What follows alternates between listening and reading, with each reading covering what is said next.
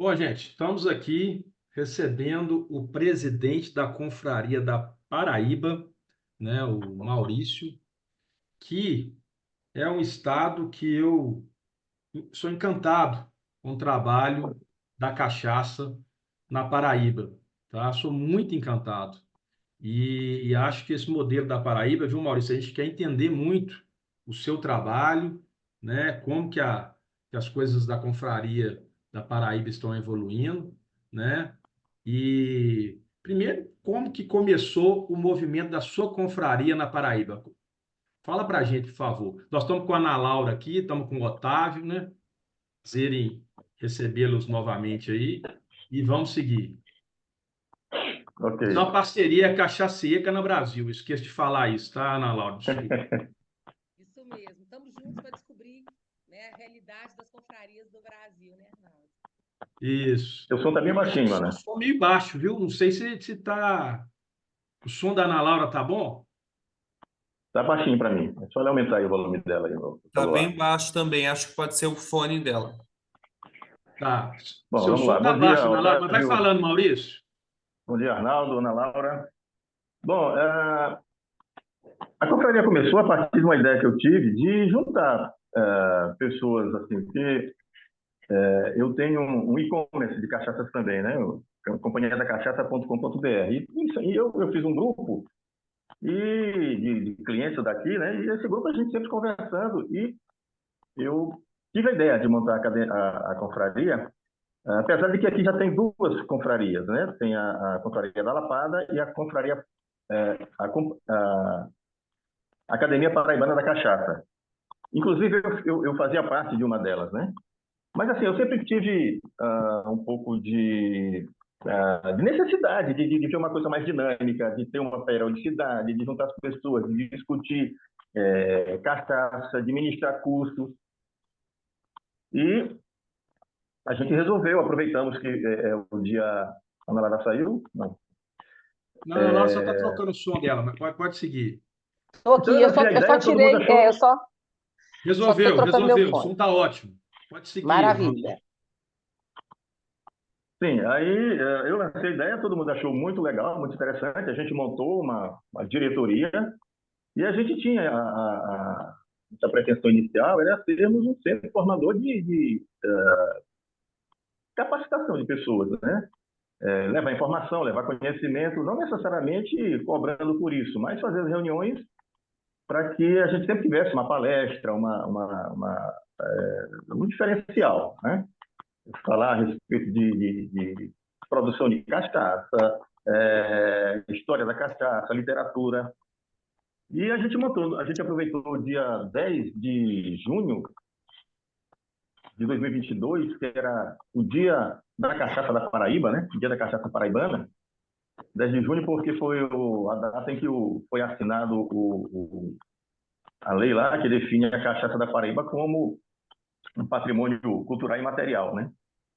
Então, no dia 10 de junho de 2022, a gente fez a nossa primeira reunião, uma reunião bem grande, 50 pessoas, e todo mundo naquela animação, e foi muito, muito interessante. E logo no início, nós tivemos 5 produtores de cachaça também participando da confraria, e demos início ao processo lá, né?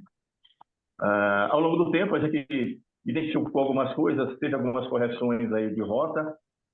A gente estava com um tom assim, muito professoral, muito, muito acadêmico, e a gente viu que as pessoas não estavam se enquadrando tanto nessa toada, né? Então a gente acabou informalizando mais as reuniões, o que ajudou muito a trazer outras pessoas.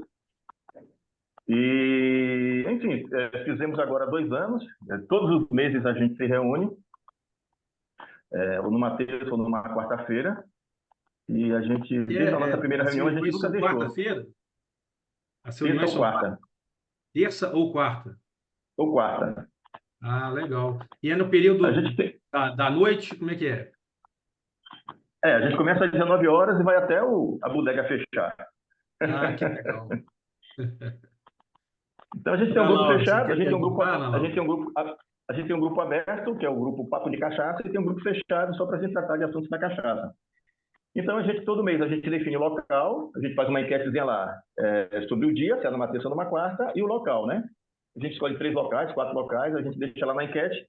Os mais votados é o que vai ter o encontro. Então, a gente tem alguns locais que a gente já consagrou como excelente para a gente se reunir. E todo mês a gente está num lugar diferente. A gente estava muito aqui no circuito de praias, né? Tambaú, Cabo Branco, Bessa, Manaíra. E agora a gente está entrando mais para os bairros, sabe? Levando a cachaça também para os bairros. A gente já fez duas reuniões nos bairros e vamos continuar dessa maneira. Eu acho que ao longo desse ano a gente vai fazer pouca reunião na praia. Porque, não sei se vocês querem perguntar alguma coisa, talvez eu esteja falando demais. Não, deixa eu fazer só mais uma pergunta. Eu gostaria de saber a que você acredita a diferença do consumo de cachaça, por exemplo, na Paraíba e até mesmo dos outros estados do Nordeste e do Brasil. O que que você acha que o consumo de cachaça do Alambique na Paraíba e até mesmo a forma da Paraíba consumir a cachaça, eu gostaria que você explicasse aquele negócio da long neck. Você falou que é mais para turista, numa conversa prévia que a gente teve, mas eu acho aquilo ali maravilhoso. Conta para a gente sobre isso aí. O paraibano gosta de tomar cachaça gelada ou é só para turista mesmo? Segue para nós aí, em cima disso aí. Então, a pergunta tem que ser respondida com certo tempo, né? Essa questão de por que o paraibano gosta tanto de cachaça, aí a gente tem que conversar um pouco sobre história, né, Arnaldo? Vai, vamos lá. Tá, então vamos lá. Essa pergunta aqui sempre me faz, né? Por que a Paraíba tem uma produção, tem um consumo tão pungente de cachaça e outros estados que tem até mais tradição, né, histórica, não. Aí eu vou ter que trazer, aí eu vou começar a conversar aí a partir do século XIX, né? É justamente a época em que os engenhos centrais faliram, né? E a gente começou o processo de produção usina, né? Engenho central, você tinha um engenho central e você só produzia o açúcar e a aguardente, né? E a plantação era com os agricultores, então era separado. Então esse sistema faliu e a usina começou a trabalhar integrando esses dois mundos, né? Então, com capital estrangeiro e capital também estatal, os usineiros começaram a entrar dentro dos estados e comprando terras e colocando as terras dentro do seu portfólio, né, de terrenos para plantação de cana. Pernambuco foi muito atingido por conta disso, né, porque Pernambuco tinha um solo maravilhoso, tem um solo maravilhoso, que era o chamado Massapé ou Massapê, mas os pequenos engenhos foram todos comidos pelas grandes usinas, né? Derrubava para plantar cana e a estrutura servia apenas como para guardar trator, guardar implemento agrícola, né? Então, tem uma historiadora de Pernambuco que diz que é como se fosse o lança-chama no formigueiro, sabe? Então, eu estava fazendo as contas, a produção de uma usina equivalia a 120 alambiques, produção de alambique. Sem contar também que a gente pensa que a tecnologia da coluna é recente, não. A primeira coluna de destilação chegou no Brasil em 1877. Então, quando você comprava o maquinário do engenho central, já vinha uma coluna de destilação para aproveitar o melaço da cana, né? Mas então, hoje na Paraíba tem coluna ou não? É só alambique? A gente tem uma coluna aqui que é a cachaça caranguejo. Só caranguejo. Outras como a Triunfo, a própria Matuta, a Volúpia, tem coluna, mas é a produção de cabeça e cauda para fazer álcool veicular, né? Para os Não, carros isso aí eu também tenho. Eu acho que é importante ter. Mas todas elas usam o sistema de alambique, né? Isso. Todas elas usam o sistema de alambique. Então, voltando. Então, o que aconteceu na Paraíba? A Paraíba, ela teve a parte do litoral também foi muito afetada pelas usinas. Usina São João matou muito engenho. Sobrou lá só engenho em São Paulo. E na região do Brejo, eles não chegaram, os engenheiros não conseguiram chegar por dois motivos. A questão da geográfica, que é uma região de serras, né? E também porque eles estavam vindo, começando, na verdade, né? Um tardio ciclo do café. na região lá do Brejo da Paraíba. Então, eles não queriam, os caras não queriam vender as terras que eram tão promissoras para o café para pagar um preço lá embaixo para os negros plantar cana, né? Tanto que quem visita a areia, Arnaldo e Otávio, acho que a Ana Laura já conhece, né? Tem um Conheço, casario, sim. a areia tombada pelo Patrimônio Histórico Nacional, né? Tem um casario maravilhoso que é toda ela advinda desse período aí, 1910, 1900 até 1925. São os Ô, barões do Maurício, café então paraibano. Então, a topografia de Areias é mais montanhosa. é brejo de altitude. Então, isso dificultava muito a questão da agricultura para cana-de-açúcar no formato usina, né? O café sempre viveu muito bem com a cana para os pequenos engenhos, né? Nossa, Então, ele Maurício, eu acho que você sempre... falou um negócio aí que tem tudo a ver com o que acontece aqui em Minas Gerais. A zona da mata, onde eu tenho um alambique em Itaverava, no Anuário da Cachaça, deu como a maior densidade de produção de cachaça do Brasil.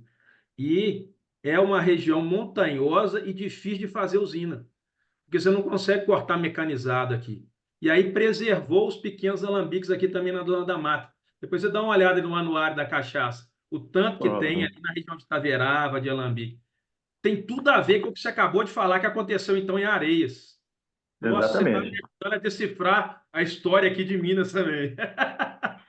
A areia e o brejo como um todo, né? Mas é tanto que a primeira usina só se foi instalada na região em 1900, no final do século XX, né? 1928, 1930, em Alagoa Nova e Areia. Então, isso preservou, justamente, isso preservou a pequena produção de rapadura, o grande elemento de produção era a rapadura, e o subproduto, a aguardente, a cachaça. Então, essa semente aí de cachaça, ela veio justamente desde o início. Claro, já existia muito antes, né? Mas isso preservou a cachaça.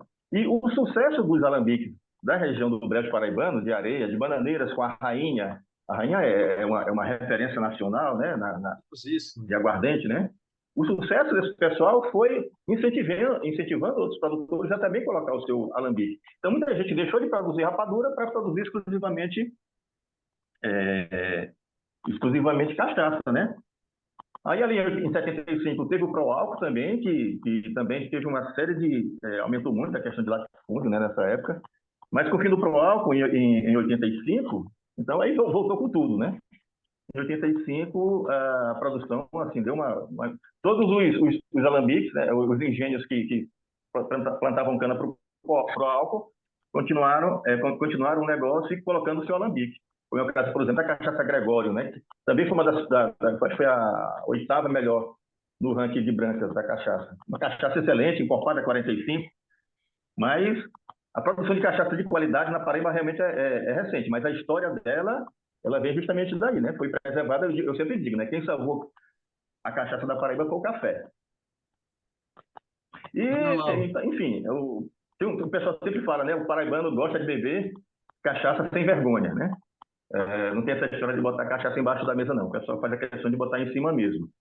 E tem muito marketing, né? Todo mundo aproveita muito esse marketing da cachaça. E tem essa história de trazer véu de noiva, né? Do freezer, ou coloca a garrafa dentro de um bloco de gelo, né? E serve no bloco de gelo, o pessoal tira foto. Eu falo que isso é legal para turista, né? Mas enfim, isso tudo vai alimentando essa grande coisa, né? Que é o mundo da cachaça daqui. Mas na reunião da conferência, você bebe cachaça normal ou gelada? Ou não tem esse hábito, ou varia? Não, nas confrarias, nas reuniões, quando a gente tem condições, a gente coloca resfriada, né? 17, 18, 20 graus, né? Mas depois de um certo tempo não dá mais para resfriar e a gente toma a temperatura ambiente mesmo, que não é uma referência, né? Esse negócio de tomar cachaça a temperatura ambiente é meio complicado, né? Mas aqui à noite, né? 25 graus, 26, é tranquilo. Maurício, muito bacana isso tudo que você está dizendo. Eu queria que você contasse para a gente o seguinte, sobre a questão desse perfil dos confreiros, né? Eu achei muito interessante quando você disse que no início as reuniões estavam sendo mais formais, né? Num tom mais profissional e com o tempo vocês foram ajustando. O perfil do público hoje que compõe a confraria, eu queria que você falasse um pouquinho desse público e também o seguinte, o que você sente que eles têm mais interesse?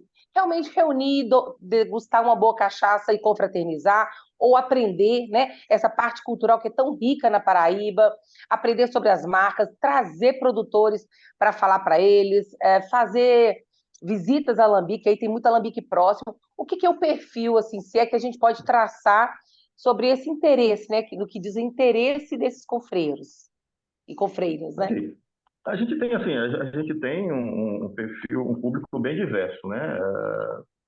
Primeiro porque a gente quis imprimir um trabalho de seriedade, né? Tanto que a gente criou nossa logomarca, né? Confraria Paraibana da Cachaça, a gente registrou no Instituto Nacional de Propriedade Intelectual, a gente registrou a nossa associação em cartório, a gente não virou CNPJ porque a gente não viu demanda, né? Mas a gente está lá registrado no cartório. Quando tiver necessidade, é rápido para a gente virar empresa, pelo menos uma associação. E a gente sempre trouxe pessoas assim, nós temos 4 produtores, né? Tem o Murilo da Nobre, tem o Alexandre da Gregório, tem o outro Alexandre da Cachaça Baraúna, uma cachaça maravilhosa também. E tem também o Júnior, né, de uma cachaça que vai entrar no mercado agora, a Cachaça Jardim. Então, assim, nós temos pessoal da faculdade, por exemplo, a diretora do centro do diretório do diretório não, né, de Química da Universidade Federal, professor de Química da Universidade de Areia também. A gente tem doutores, né, em Sociologia e tal. Então a gente tem assim, tem também o consumidor normal, né? Consumidor normal não é o consumidor comum que não tem tanta intimidade com a cachaça. Mas a gente sempre tem a cachaça do mês. Então essa cachaça do mês a gente traz ou o produtor, quando for possível, às vezes a gente faz até uma videoconferenciazinha com ele, né? Para ele explicar a cachaça, explicar o processo. A gente fez agora com o Boni Control, na retrasada, né? O Natanael, lá da Cachaça Companheira. A gente fez com a Saniatu também. E, por exemplo, esse nosso último encontro foi as cachaças que foram ranqueadas entre as 50 melhores da cúpula, né? Então, o Murilo foi explicar como é que funciona a cúpula, né? Como é que é o processo de escolha das cachaças. Então, assim, a gente saiu desse tom professoral. E outra coisa também, Ana Laura, é o seguinte: a gente estava numa pique de elitizar demais, sabe? Vamos trazer fulano que é doutor em química, vamos falar de ciclano que é produtor, vamos trazer fulano que é médico. A gente tem médico, tem fisioterapeuta. E o que é que acontece? A gente começou a se distanciar do bebedor comum. Aí a gente perdeu um pouco da essência. Por isso que eu falei que a gente teve que fazer essa correção de rota, sabe? Ficou muito elitizado, umas conversas assim muito altas para quem chega assim neófito e diz, puta merda, eu não vou conseguir chegar perto desses caras. Então essa questão da maturidade, né? E também outra coisa, a gente estava trazendo cachaça premiada, cachaça ranqueada e tal, e a gente também tem que trazer também as cachaças. A Paraíba é famosa, né? Era famosa e continua sendo com a produção de cachaça branca. Então vamos trazer também a nossa bebida aqui do nosso cotidiano, do nosso dia a dia, né? E também são cachaças excelentes, igual o Uber. Eu fui semana passada, o cara do Rio de Janeiro aqui na Paraíba, vai me dizer uma cachaça boa? Eu disse aqui, ruim é você dizer uma cachaça ruim, sabe? Que a maioria é cachaça boa.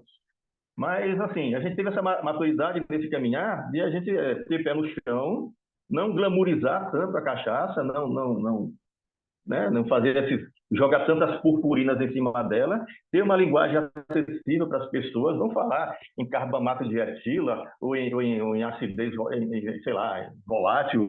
Não, vamos falar na língua do povo, para a gente realmente conquistar. E a gente tem tido um sucesso muito bom, muito, muito interessante, né? Então a gente tem realmente trazido pessoas interessadas e interessantes, né? Pessoas que a gente sabe que tem potencial e que valoriza a bebida, né?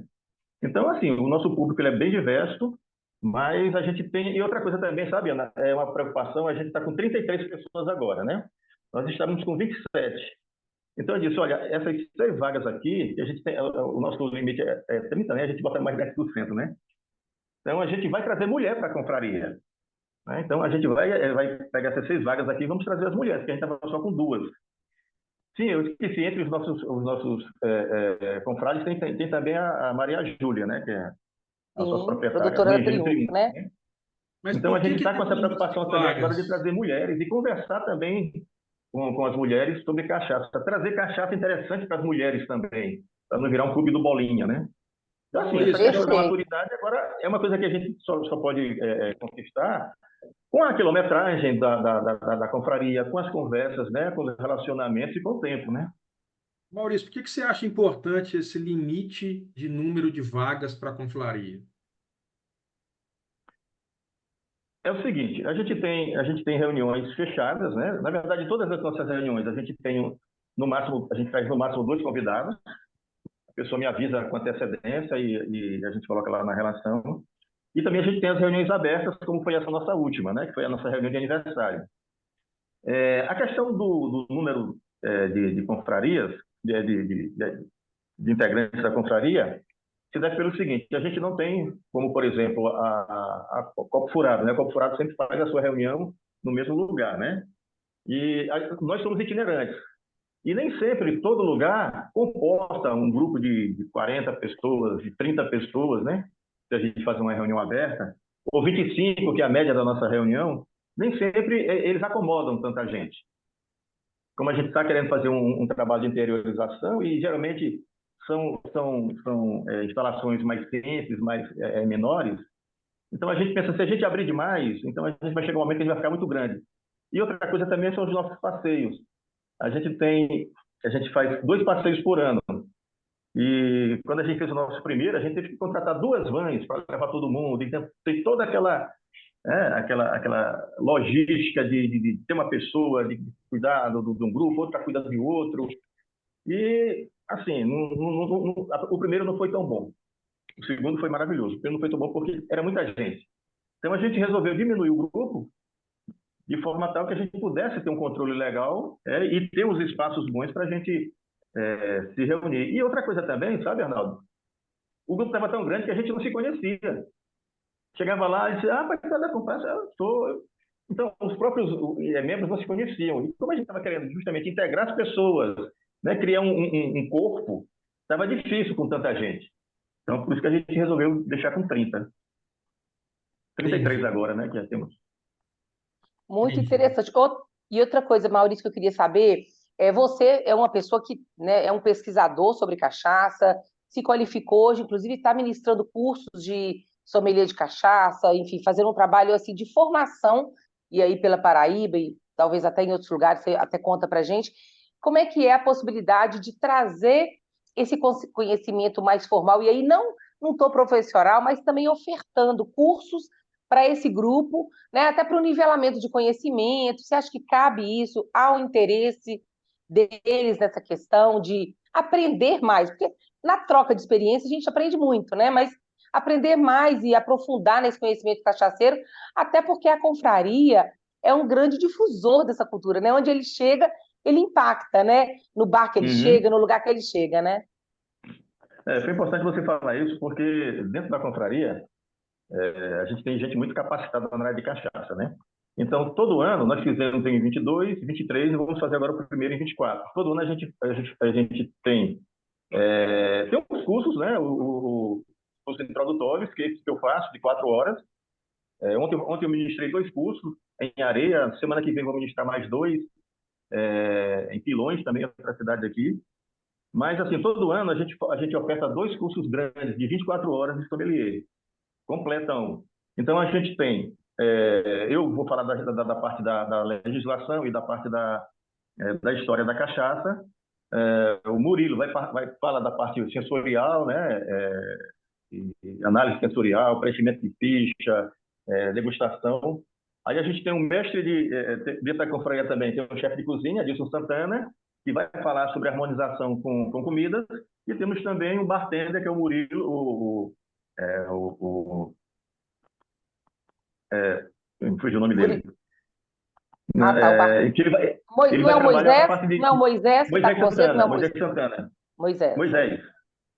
Moisés vai falar sobre a parte de coquetelaria. Então, assim, a gente faz um curso bem completo, geralmente a gente faz dentro de um engenho, né? E a gente vai também ver o processo de produção, né? Alambique, né? Se tiver um problema lá no sensorial, onde é que esse problema pode estar aqui no processo? Então, assim, é um curso muito bacana. A gente fez, já fizemos 4 nesses 2 anos e vamos fazer mais 2 esse ano. Então, o pessoal da confraria tem 50% de desconto, de acordo com o nosso caixa, que a gente também tem o nosso caixa, né? A gente pode até franquear o curso. Ele é aberto, né? Mas o pessoal da confraria tem prioridade. E os cursos também, eles têm no máximo 20 pessoas. Porque quando a gente começa a tratar de cachaça, na parte teórica o pessoal fica bem certinho, né? Mas na parte, quando começa a mexer com cachaça, o pessoal fica muito alegrezinho, muito brincalhão, e a gente percebeu que fica difícil você controlar o grupo com tanta gente, né? 20 a gente já fez até com 25, mas a nossa meta são 20 pessoas. Então a gente fornece esses cursos de capacitação de sommelier 2 vezes por ano. Maurício, você comentou aí que quando se mexe com a cachaça, todo mundo fica um pouco feliz, né? E os destilados são chamados de spirit, né? Tem uma coisa que transcende neles. E aí os É, destilados também, eles têm uma divisão hierárquica, assim, classista, muito relacionada não só aos destilados, bebida fermentada também, né? Muito relacionada a momentos, né? Tipo assim, para brindar no Natal, nós bebemos determinada bebida. Para comemorar uma aquisição, nós compramos. Tem tradições com. O champanhe é repleto de tradições, né? Quando você compra um iate, você quebra uma garrafa de champanhe ali. Então, as bebidas uhum, estão muito relacionadas à tradição e essas tradições colocando as pessoas em seus devidos lugares, né? Sempre de uma maneira muito elitista. Mas a cachaça, quando a gente percebe ela enquanto esse spirit, enquanto esse veículo de comunicação social, ele é muito relacionado à felicidade. Não é a primeira reunião que a gente faz aqui com a Ana Laura, com o Arnaldo, e a gente sempre chega nessa encruzilhada da cachaça como manifestar essa felicidade, e é uma coisa muito brasileira, né? Parabéns aí pela Confraria Paraibana.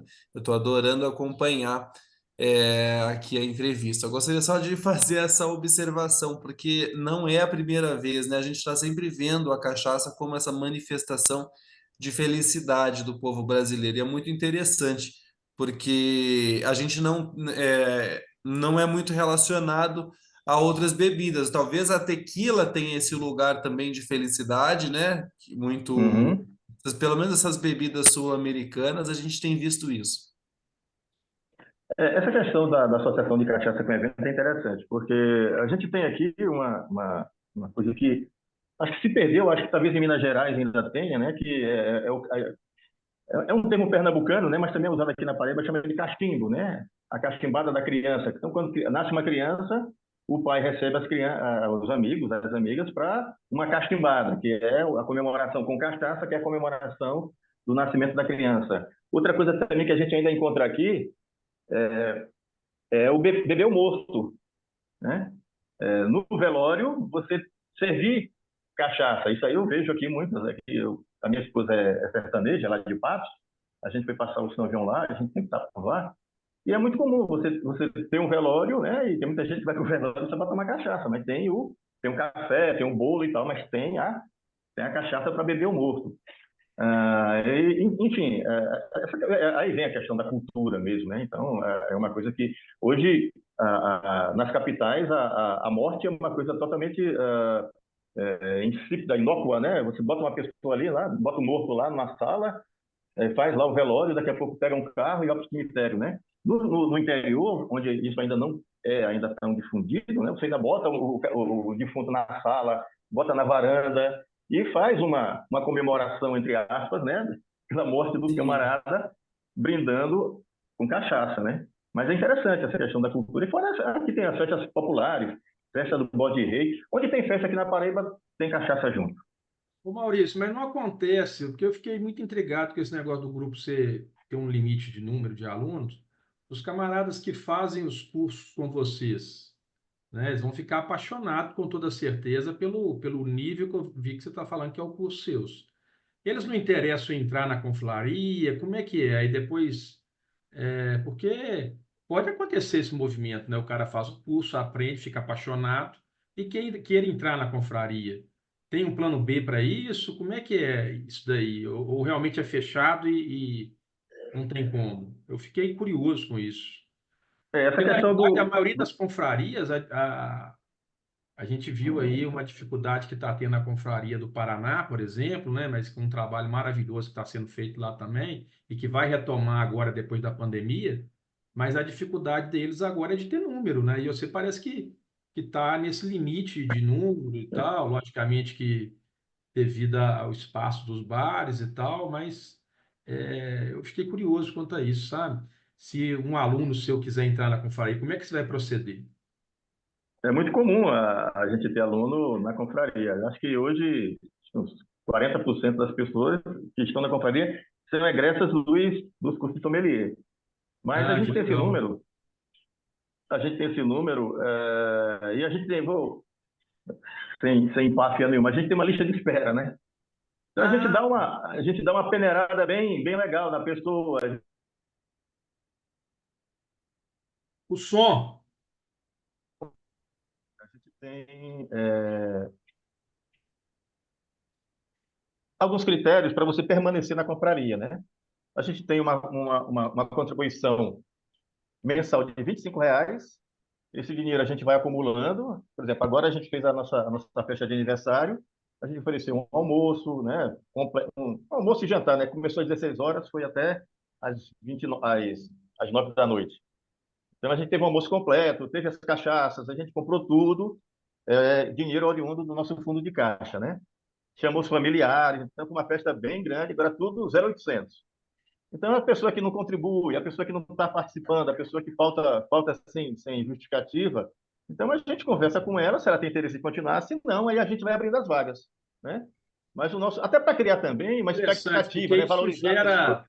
gera no marketing um nome que produz venda, que é a escassez. Quando você tem a escassez, o Exatamente. cara valoriza a oportunidade que ele está tendo, porque senão Aham. ele vai ter que dar a vaga dele para outro. Muito interessante isso aí.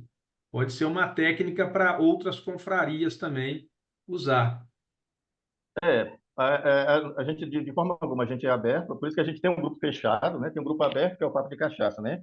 E no fechado, a gente só trata de assuntos da confraria. Então, vira um marketing, vira assim, valoriza as pessoas, o fato de estarem na confraria. E quando a gente percebe que a pessoa está muito distanciada, ou mesmo por questões pessoais, eu vou viajar, estou doente. Até agora um colega nosso está com mal de Crohn. Disse, Maurício, eu vou ter que me afastar porque eu não vou conseguir participar das reuniões. A vaga dele continua ali, mas a gente abre para outra pessoa. Se ele voltar, a gente adiciona, né? Mas a gente sempre Uhum. está com esse número, até para que a gente tenha uma constância de fluxo de caixa, né? Tem que ter gente. Mas não Sem é E dúvida. aberta, não, e a outra, gente não tem interesse. e essa história do comprometimento, né? E eu até te parabenizo, você e a diretoria. Eu acho que a comparsa é uma confraria de 2 anos muito consistente, muito madura, que nasceu muito planejada. Isso não é muito usual. Geralmente é um grupo de amigos que vai se encontrando e daí vai compondo ali o regulamento de uma forma bem leve e informal.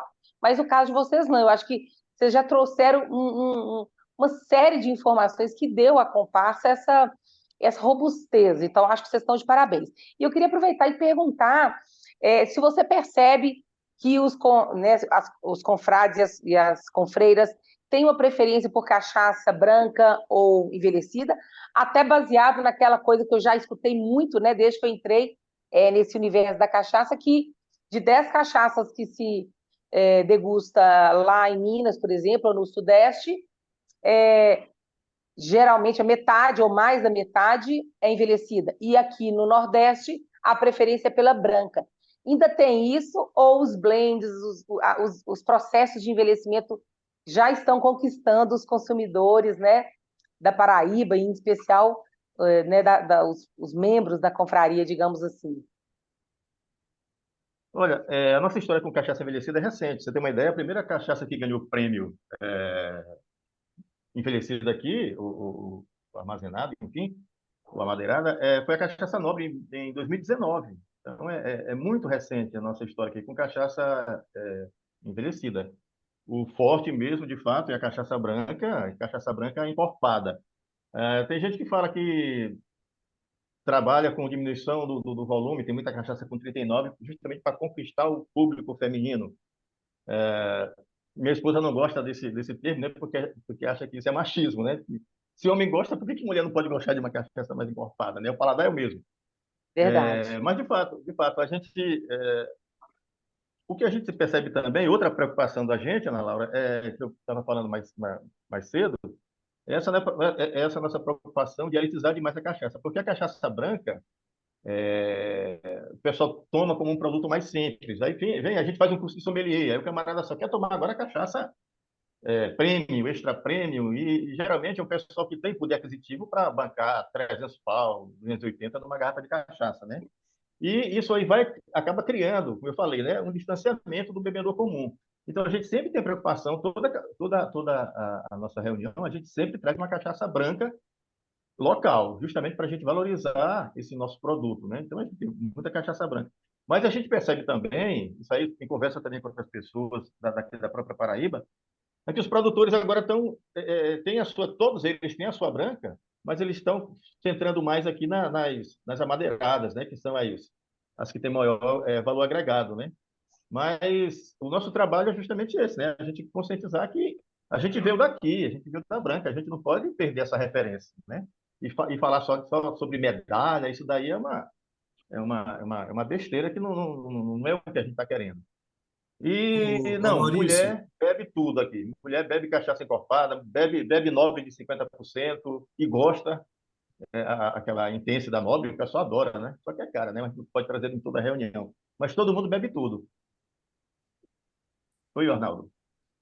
você Otávio, comentou sobre a cachaça branca ser a Ah, sim, referência, assim. Otávio. Parabéns, porque eu acredito que precisa ser assim também. A gente não pode se é isso, nós precisamos ter uma referência que o povo tenha acesso, que o bebedor comum tenha acesso mesmo, porque se a gente começa e nessa, se a gente começa a estar nesse lugar de elitizar o paladar, nós começamos a caminhar para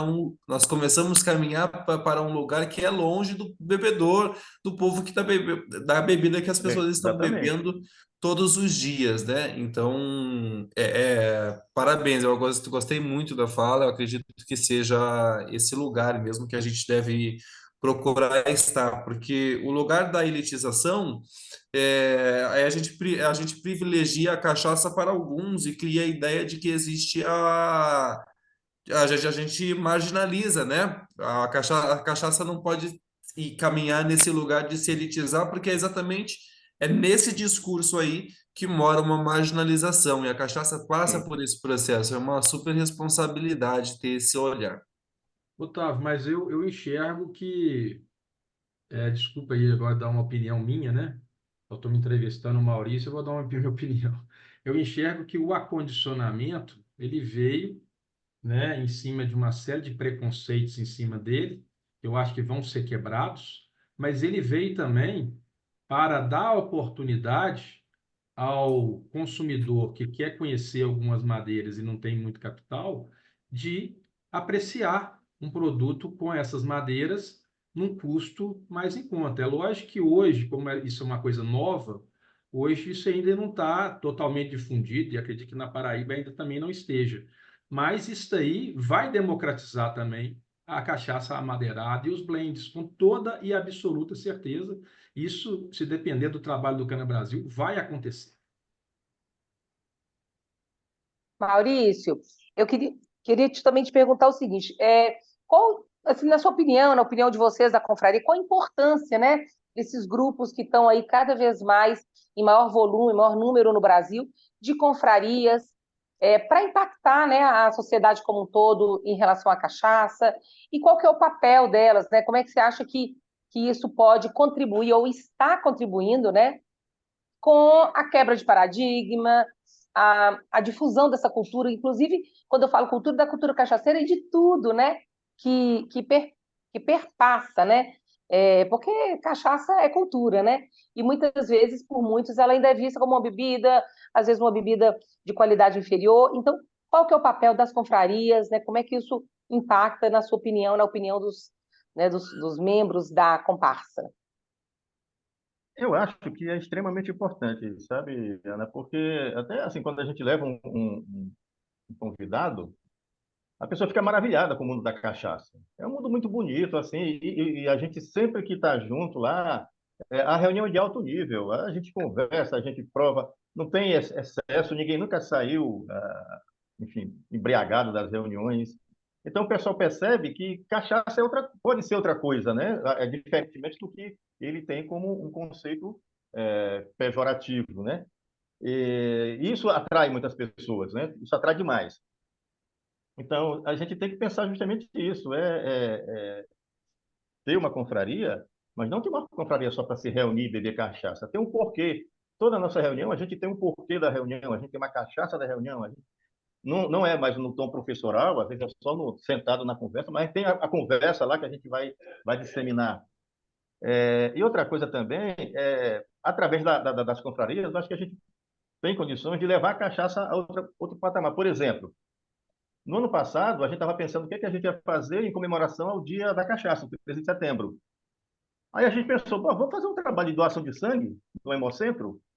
Aí fomos todos lá Cachaça, para o Hemocentro, cachaça do bem, né?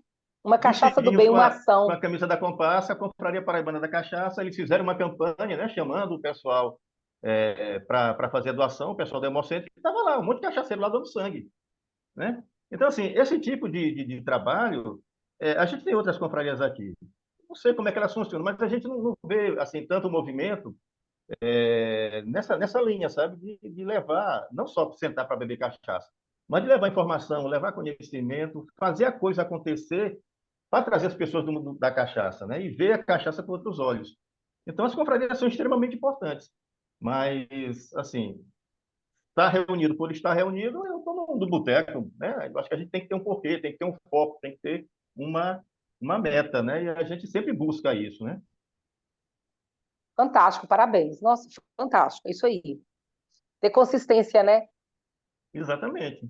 Agora, aquela história, né? Se você, como está falando com o pessoal do Paraná, né?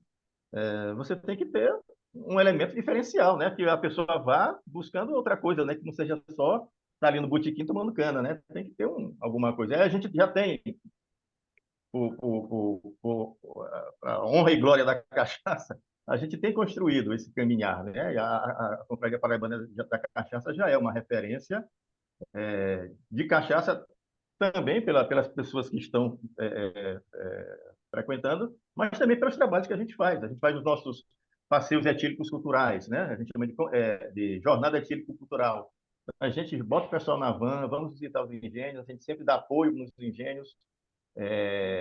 Quando a gente está no engenho, geralmente a gente faz uma palestra lá também, com engenho com visitação, a gente junta todo mundo para falar de cachaça, às vezes o proprietário, né, o produtor não tem esse jogo de cintura, né? Então a gente sempre faz um evento dentro do engenho da pessoa e sempre também vai para restaurantes que respeitem cachaça quando a gente vai almoçar, né? Que aceitem a nossa cachaça e também às vezes a gente faz uma aulinha de degustação com quem está lá no restaurante. Então a gente faz esse movimento, sabe? É uma coisa que todo mundo gosta e faz com muito prazer. Infelizmente ainda não vivo de cachaça, um dia eu espero viver, mas eu faço isso com o maior prazer do mundo. Eu não, todo mundo que está lá. Tem que E gostar essa, realmente do que está fazendo, sabe? sobre as aulas aí que você fala, você falou de um curso que você dá de 4 horas. Sim, E esse curso também é para uma pessoa completamente leiga? Como é que é isso? exatamente. É um É curso um curso de aberto. Eu dou, introdução do cara no mundo da cachaça. exatamente. É um curso que a gente chama de introdução a sommelier, né? É para a pessoa ter Entendi. os Porque a gente primeiros, vai criar primeiros aqui contatos, os primeiros na Cabas da conceitos. Ribeiro um curso que vai chamar Cachaça Experience. Deve ser mais ou menos esse esquema aí, né? E esse É, turismo de experiência, ele está aumentando demais, né? Não sei se você tem percebido isso. As pessoas, depois da pandemia, ficam ávidas por viver experiência. Então, é uhum. muito importante esse trabalho também, né? A gente faz, são 4 horas. Nas 2 primeiras horas, a gente trata de história e legislação, mitos, bate um grande papo com as pessoas, né? Aí, nas outras 2 horas, a gente pega uma cachaça extra premium, uma cachaça descansada e uma cachaça branca. E a gente tem uma fichinha de análise, né? Aí o pessoal vai brincar de juiz de cachaça, entender cachaça, aí depois a gente faz brincadeira com chocolate, com doce, enfim. Ah, a cachaça pode ser combinar com doce? Eu digo, "Oxe, só combina." Então, assim, as pessoas têm outra ideia.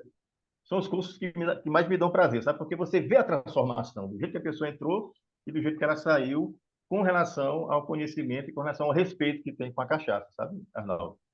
Muito legal. Ana Laura, mais alguma pergunta, Otávio?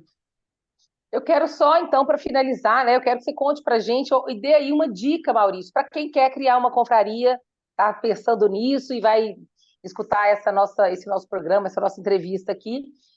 Dicas aí práticas para ser bem assertiva a criação de uma nova confraria e aproveitar, né, para que esses grupos de apreciadores, né, impactem outras pessoas, outros mercados, mostrando justamente o valor da nossa cachaça, a história, a importância de ver, né, de onde ela veio, como é que ela vem, essa embalagem, né, que traz toda a honra do produtor.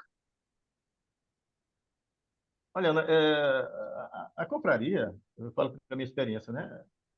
É você ter foco, você tem que ter foco, tem que ter vontade, e tem que se juntar com gente que realmente te ajudem, porque demanda tempo, demanda massa, demanda saco, porque você tem que fazer a coisa acontecer do zero, né? Então você tem que ter gente que te ajude. Mesmo que você faça uma reunião com 5 pessoas, mas se aquela coisa está embasada, o pessoal está focado, o pessoal está no mesmo barco, né? Esse negócio vai aumentar naturalmente, né? Por isso que a gente não tem tanta preocupação em crescer tanto, porque a gente está buscando justamente a qualidade. A gente tem sido muito exitoso. Então, você tem que ter tempo e se dedicar realmente. Eu sou engenheiro mecânico, trabalho na área de engenharia mecânica e cachaça é minha segunda atividade, né? Eu sou consultor do Sebrae, sou consultor do Senar, eu vendo cachaça também pela internet. Então, assim, não é que eu me dedique 100% à confraria, mas toda semana eu tenho 1 hora, 2 horas para a confraria que eu me dou. Eu não recebo nada por isso, né? Mas você tem que ter essa vontade, tem que ter esse carinho, esse respeito pela própria cachaça, porque se você não faz, é melhor não fazer, né? Então a gente faz por gostar mesmo. Então a pessoa tem que gostar, tem que se reunir com gente que faça acontecer também, não se preocupar só, porque se ele vai só atrás de número, ela vai funcionar 1 mês, 2 meses, daqui a pouco ela se perde, porque você não estava comprometido com o negócio, né? As pessoas. E ter foco, né? E querer fazer realmente a coisa acontecer, porque sem isso, eu acho que é difícil, porque naturalmente o pessoal já tem um distanciamento. Se você não faz uma coisa diferenciada para que mostre a essas pessoas que a cachaça é outra coisa, enfim, tem que ter alguma a mais, né? Porque senão não vai. Então é isso, é dedicação, foco e persistência no caminhar. Muito legal. Parabéns, parabéns. Essa Agora, só, série de só, só entrevistas. assim, Ana Laura, só para encerrar minha fala, né? A Paraíba também, assim, as sementes da cachaça aqui, elas caem no campo fértil, né? Então é fácil você estar com gente aqui interessada, né? Num lugar onde a cachaça não é tão valorizada, não é tão presente no cotidiano, de fato, talvez seja bem mais difícil você fazer um trabalho como esse que a gente está fazendo aqui. Então a gente também tem que dar esse crédito aí para a própria cachaça e pela própria cultura do local, né?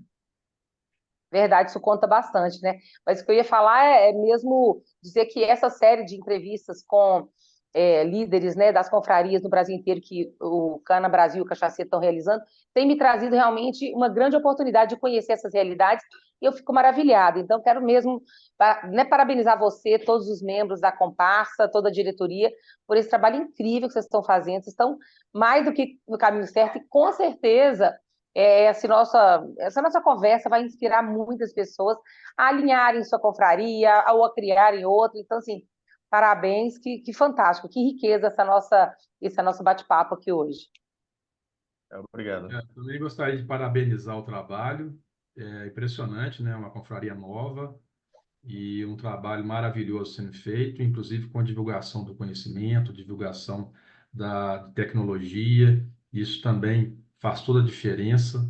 E parabéns aí, o Murilo é meu ex-aluno, quero dar o parabéns a ele, ele não estando na entrevista. E trabalho lindo que vocês estão fazendo.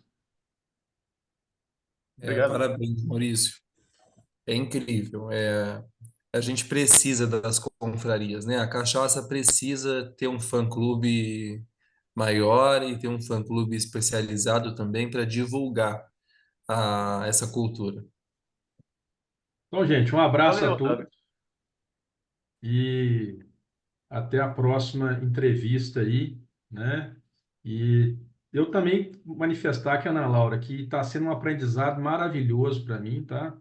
Essa questão das confrarias e vamos seguir aí, fortalecendo essa forma de comemorar com a cachaça, né? Tão legal e que traz tanta alegria nesses encontros, né? Grande abraço aí a Ma- todos. Oi, pode O falar, Ana. Arnaldo, não, e eu só passar agora para finalizar, caso o Maurício queria fazer as considerações finais, né?